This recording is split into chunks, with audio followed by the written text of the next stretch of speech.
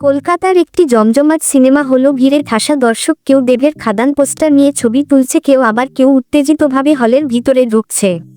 25শে December দেবের জন্মদিনে মুক্তি পেল বহু প্রতীক্ষিত সিনেমা খাদান। অনেকদিন পর অ্যাকশন ঘরানার মুভিতে ফিরে দর্শকদের মন জয় করলেন দেব।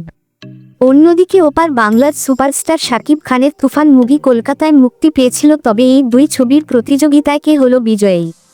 চলুন তাহলে ভিডিওটি শুরু করি। ভিডিওটি স্কিপ না করে সম্পূর্ণ দেখুন।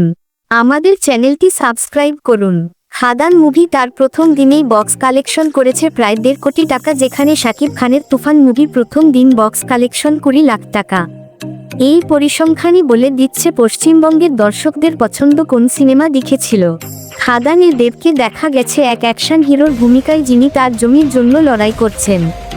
গল্পের সঙ্গে দেবের অনবদ্য পারফরমেন্স মিলে তৈরি করেছে দর্শকদের এক অন্য রকম অভিজ্ঞতা। অন্যদিকে শাকিব খানের তুফান ওপার বাংলায় সুপারহিট হলেও কলকাতায় তেমন সাড়া ফেলতে পারেনি, কারণ গল্পে নতুনত্বের অভাব আর দুর্বল প্রচারণা। দেবকে আমরা অনেকদিন পর এমন রাফ অ্যান্ড টাফ রোলে দেখলাম। সত্যিই দারুণ লাগলো, একদম পয়সা উসুল মুভি। তুফানের গানগুলো ভালো ছিল, তবে কলকাতার দর্শকদের গল্পটা হয়তো ততটা টানেননি। দুই দেশের দুই সুপারস্টার, একদিকে দেবের অ্যাকশন প্যাডড খাদান, অন্যদিকে শাকিবের আবেগঘন তুফান। তবে কলকাতার দর্শকদের মন জিতে নিয়েছে দেবের খাদান। তবে শাকিব খান ভরসা রাখছেন তার বাংলাদেশি দর্শকদের উপর, কারণ সেখানেই তিনি অপ্রতিদ্বন্দ্বী।